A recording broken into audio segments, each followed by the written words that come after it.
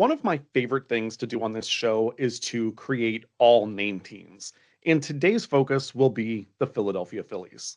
Hello and welcome to Carved in Stone. I'm your host, Shawn Chabam, and if you're unfamiliar with how I piece together an all name team, I'll be putting together a full roster of players who played or are playing for the Phillies. The players I choose will be selected by how cool I think their names are. That's it. They need at least one game played for the Phillies and a cool name.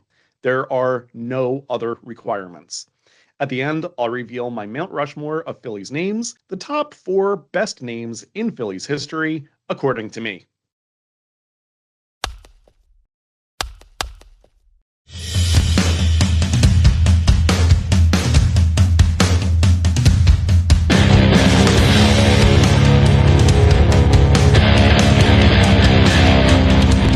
This list took a long time to put together because the Phillies are one of the oldest franchises in sports, dating back to 1883. So I had a lot of names to go through.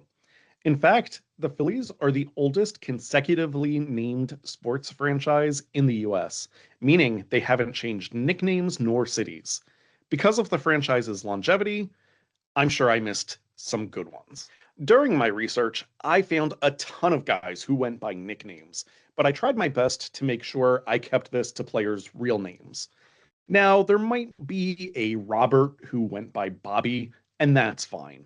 What I didn't want to do was include a guy like Dixie Davis, whose real name was Frank.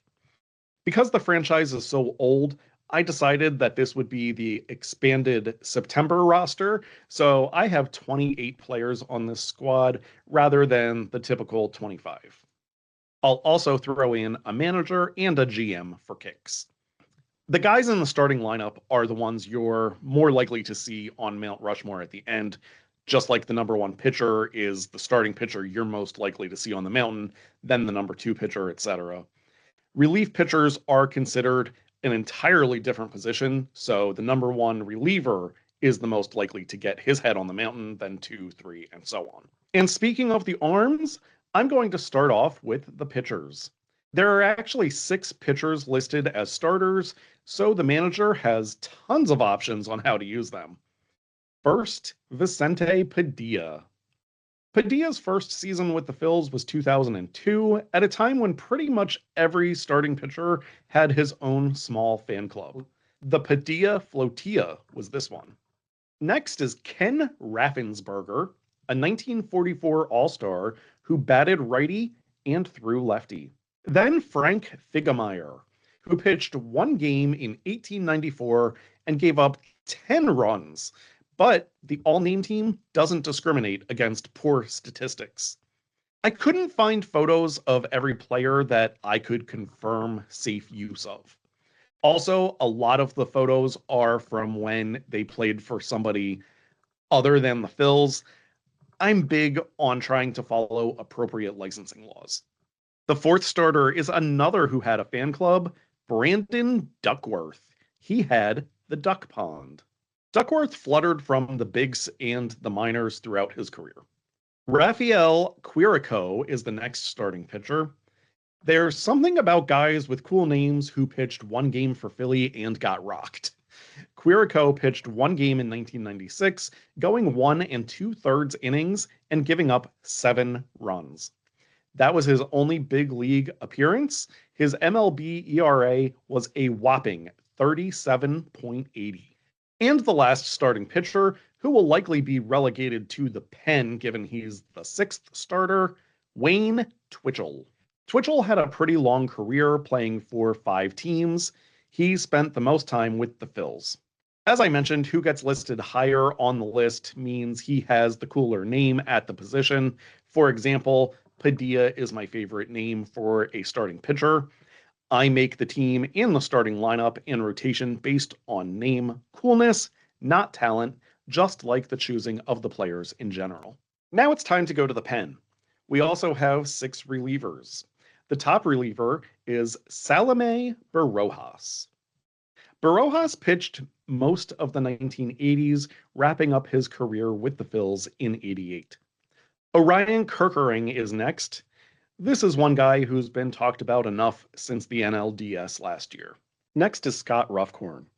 Ruffcorn was a first-round pick of the Chicago White Sox in 1991, 25th overall, but didn't live up to that pick. He played for the White Sox from 93 to 96 and the Phillies in 97. Some absolutely astonishing stats, but not the kind he wanted. Ruffcorn never recorded a win in MLB, finishing 0-8, and Ruffcorn's team lost every one of the 30 games he appeared in. Let's move on to Scott Munninghoff. Munninghoff debuted in the MLB for the Phils on April 13th, 1980, pitching 2 scoreless innings against the Montreal Expos. He tripled in his only major league at bat, meaning he finished with a 1,000 career batting average, which is pretty cool. However, his last appearance would be shortly after his first, as he couldn't maintain his dominance, and he last played in the majors on May 4th, 1980. That 1980 Phillies team won the World Series. I wonder if Munninghoff got a ring. Bobby Thigpen now. I want to say Pigpen every time I see that. This isn't to rip Thigpen. I really think that every time. In his brief stint with Philadelphia, Thigpen pitched in both the NLCS and World Series in 1993. And to wrap up the bullpen, Fabian Kowalik. Another guy with a brief career in Philly, he was traded to the Phillies in 1936, posting a 1-5 record and 5.38 ERA in 22 games. Before we get to the position players, real quick, the general manager is Herb Pennock, and the man with the lineup card, the manager, is Frank Lucchesi. We're going to begin position players with the boys who will start most games in the dugout. These are the reserves. First base, Rico Brogna, a first-round pick by the Detroit Tigers in 1988, who played for 5 MLB teams, including the Phillies. Second base, Mickey Morandini. If you're a Phillies fan, I'm sure you say that name just like I do in the late, great Harry Callis's voice. Third base, Randy at the ready. And shortstop, Charlie Yingling, spelled differently from the beer. I must be a horrible Pennsylvanian because I don't care for the beer. I almost never drink anyway, but even back in my younger days when I drank more frequently, I never particularly cared for it. The backup behind the dish. Did you know this guy played for the Phillies? The backup catcher is Mr. Baseball Bob Uecker. So much I could say about the Uke, but probably not much you didn't already know unless you weren't aware that he played for the Phils. And 2 reserve outfielders, Elmer Flick and Homer Peel. Flick played for the Phillies from 1898 to 1901 before heading over to the other Philadelphia baseball team at the time, the Philadelphia Athletics. Despite being named Homer, Peel only hit 2 dingers in his career, but he was a World Series champion with the New York Giants. And no, that is not a mistake, the New York Baseball Giants.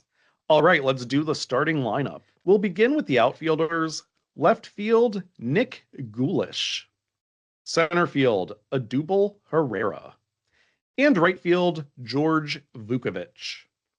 Gulish just sounds ghouly, like he's a ghost. He played for the Phils in parts of 2 seasons, 1944 and 45.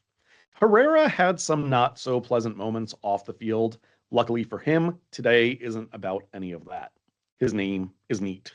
Vukovic received a World Series ring in his 1980 rookie campaign with the Phils, despite not playing in the Fall Classic. The designated hitter, who will also be a reserve outfielder, Kyle Schwarber. He'll be the one hitting the homers instead of the guy named Homer. And we'll wrap up the starters with the infield, catching Vic Rosnovsky. Rosnovsky ended his career in Philly after the 1969 season. He was traded from the Baltimore Orioles that April. First base, John Walkenfuss.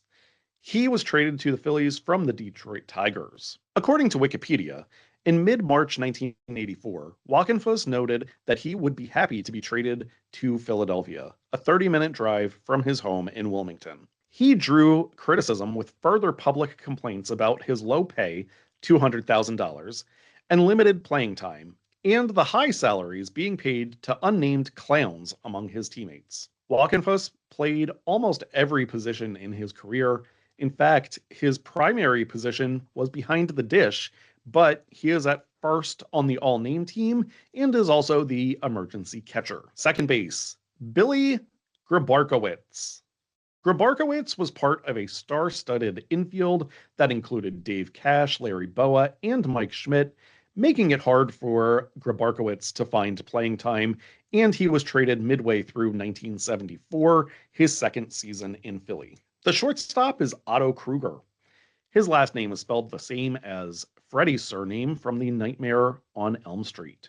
Kruger played for 4 teams in the majors. The Phillies were the final one in 1905. And last but not least, at third base, Bob Sadowski. Please note there are 2 different Bob Sadowskis who have spent time in the bigs. There was also a pitcher. This is the third baseman who played 16 games for the Phillies in 1961, batting 130 before being traded to the Chicago White Sox. Before I name the mountain, let's take a look back. As the all-name selections flash on your screen, let me take this opportunity to say this podcast is not affiliated with, endorsed, or sponsored by the Philadelphia Phillies, Major League Baseball, any of the players or coaches mentioned in today's episode, or any of their properties. Images are sourced from Wikimedia Commons unless otherwise specified, with appropriate licensing attribution available in the video description. All right, the moment of truth is here. The first Philly on the all-name team Mount Rushmore, Salome Barojas. Next up is first baseman / emergency catcher John Walkenfuss. Next is the second baseman, Billy Grabarkowitz. And finally, rounding things out, catcher Vic Rosnovsky. No starting pitchers and no outfielders get their heads on today's mountain. And that's that. The Philadelphia Phillies all-name team and Mount Rushmore is complete.